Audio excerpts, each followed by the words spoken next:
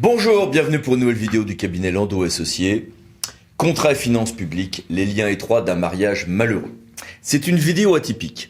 D'abord parce que c'est une reprise sous une autre forme beaucoup plus résumée d'un article que j'ai fait pour le BJCP. Allez voir la version intégrale dans la version ligne. Et deuxième chose, j'ai l'ambition de survoler un certain nombre de sujets qui peuvent sembler hétérogènes et qui en réalité selon moi ne le sont pas, mais pour que cette vidéo ne fasse pas non plus 2 heures, j'ai mis beaucoup plus de choses à l'écran que ce que je vais dire à l'oral. N'hésitez pas à mettre sur pause sur ceux de ces items qui vous intéressent.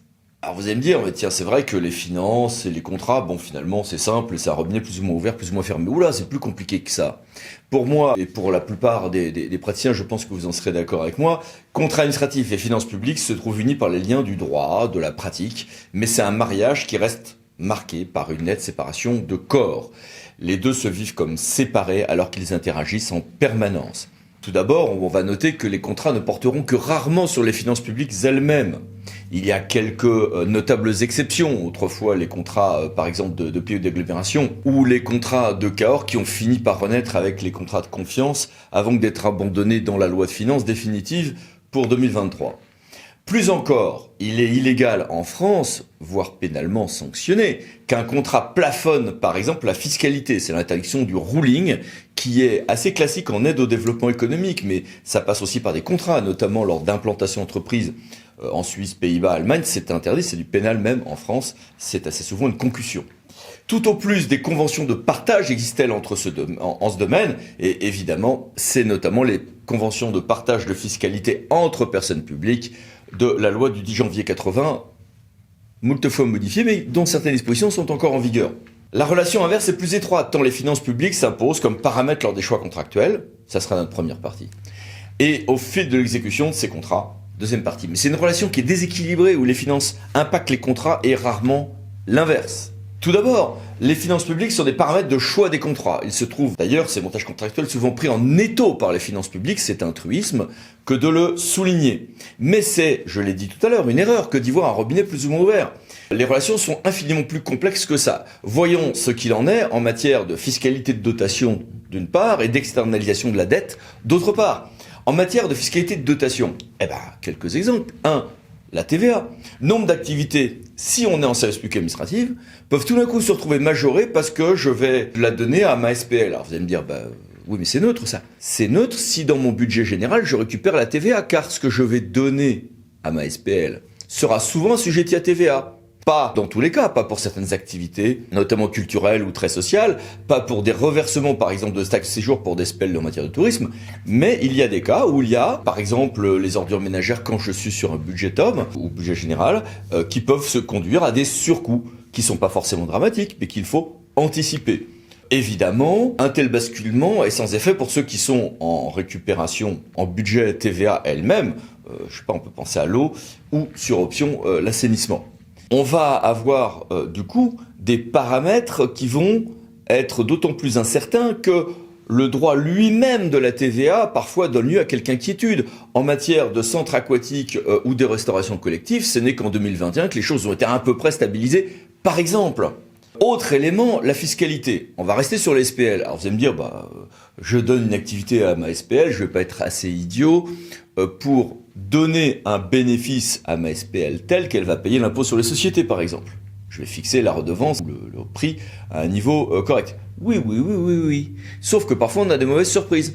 Exemple, si je donne en concession à ma SPL une activité que je crois que je vais être à peu près à l'équilibre et donc la structure ne va pas ou peu payer d'impôt sur les sociétés, mais que je découvre au lendemain de cette transfert de concession que je n'ai pas la même politique d'amortissement en privé que ce que je faisais autrefois en public, ce qui est assez classique, alors je peux me retrouver dans certains cas avec des dépenses que je continue à amortir et qui ne peuvent plus être amorties en comptabilité privée, et hop, je me retrouve avec un excédent, un résultat net avant impôt, et donc un impôt sur les sociétés qui peut être tout à fait considérable. Une grande SPL en matière d'eau a vécu ce genre de désagrément. Il n'y a pas que ça à prendre en compte.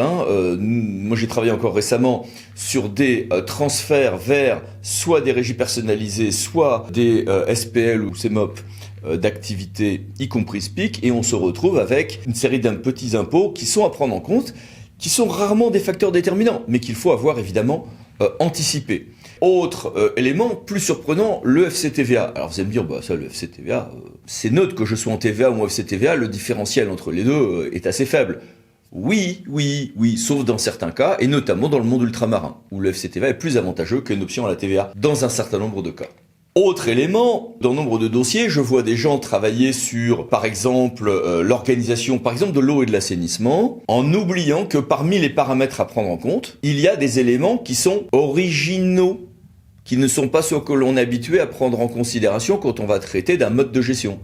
Par exemple, est-ce que ça optimise ou pas mes dotations de l'État, les aides de l'agence de l'eau? Alors vous allez me dire, tout ceci est censé être neutre depuis les arrêts de 2003-2004, département des Landes. Oui, mais le droit a beaucoup changé depuis, et donc il peut y avoir des optimisations dans certains cas, et puis il peut y avoir une prise en compte ou pas, par exemple dans le coefficient d'intégration fiscale des EPCF, ce qui était propre. Et si c'est pris en compte, ce qui est le cas pour l'assainissement et à terme pour l'eau, pour un certain nombre de structures, est-ce que ça a un impact immédiat ou pas? Ça dépend de la situation financière de chaque EPCF fiscalité propre. Je cite quelques exemples, il y en a plein. Et attention, le nombre de dossiers où je vois ces éléments non pris en compte est considérable.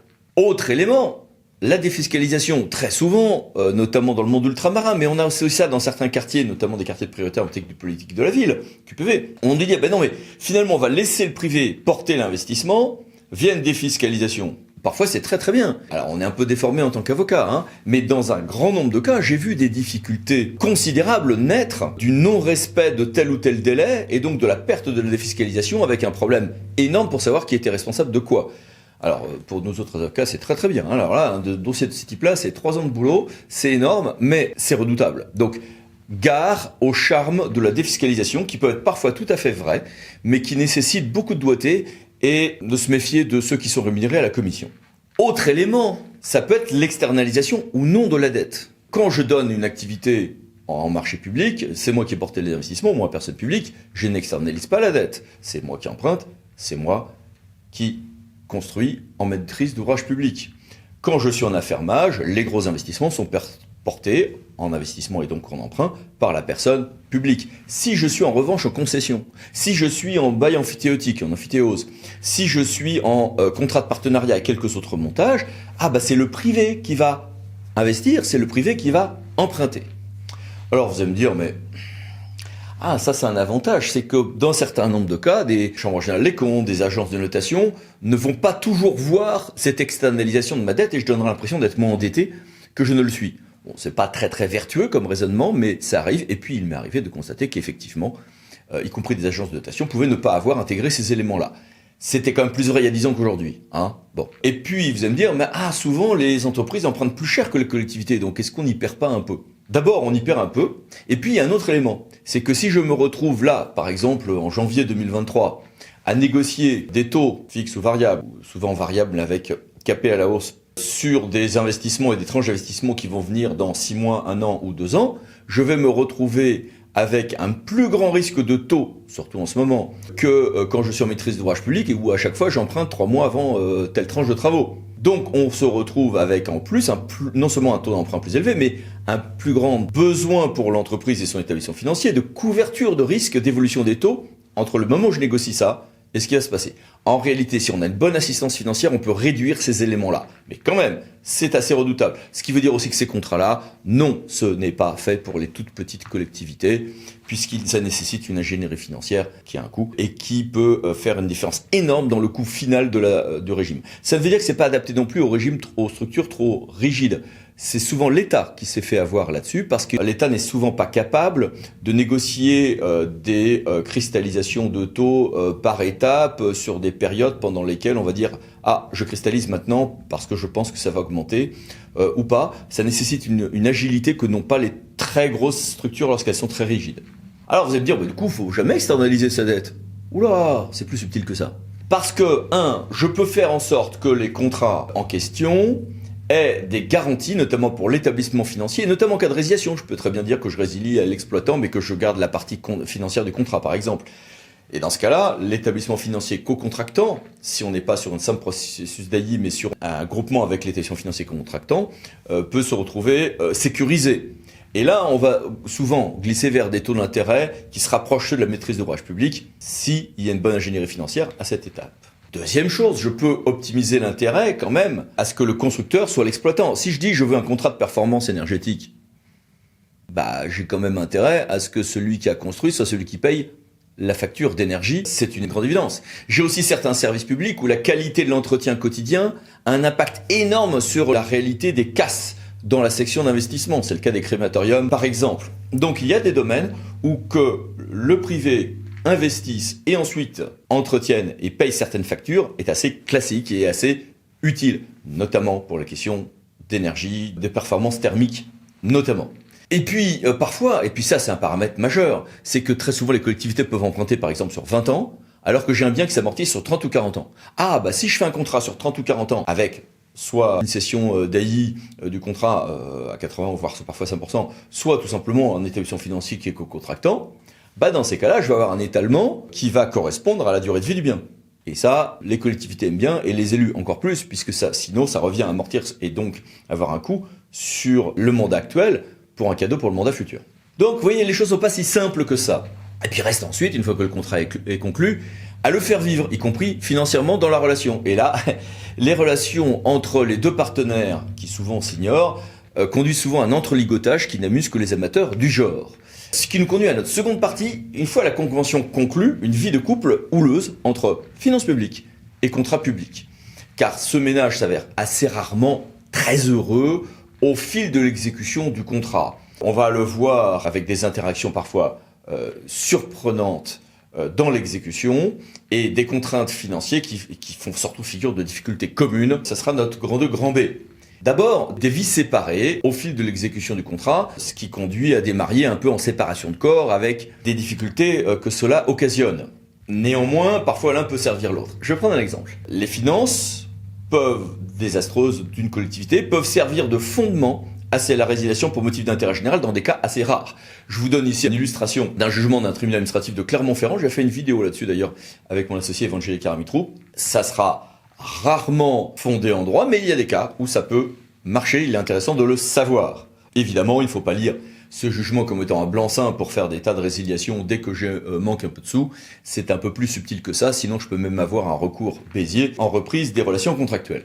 Autre exemple intéressant, un autre TA, plus récemment, 2022, a admis la résiliation pour motif d'intérêt général et dans des conditions telles que le privé ne pourra pas demander une indemnisation ou elle sera très minime, si j'ai un marché d'économie d'énergie avec rémunération sur les résultats, en raison de la nature même de ce genre de contrat. Or, beaucoup de collectivités se sont faites avoir en passant ce genre de contrats qui sont rarement indiscutables, qu'il était intéressant de le signaler au passage. Il n'est pas jusqu'aux termes anticipés des contrats fondés sur la fameuse jurisprudence Olivet qui ne font un lien entre arrêt du contrat et l'étalement des amortissements. Les finances sont un paramètre de la rupture du contrat, y compris dans le contentieux Olivet.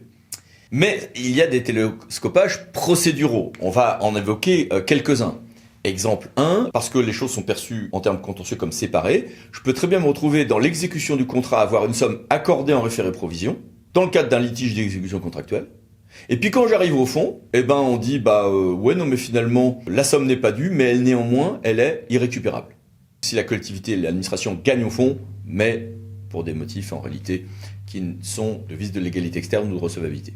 C'est une position assez stricte, mais posée par le Conseil d'État par une décision du 20 juillet 2022. Surtout, les voies purement liées au recours contractuel et au litige financier peuvent s'avérer fort distinctes. Normalement, je vais récupérer des sous, soit par un titre exécutoire, soit par un contentieux contractuel, je ne pourrais pas marier les deux.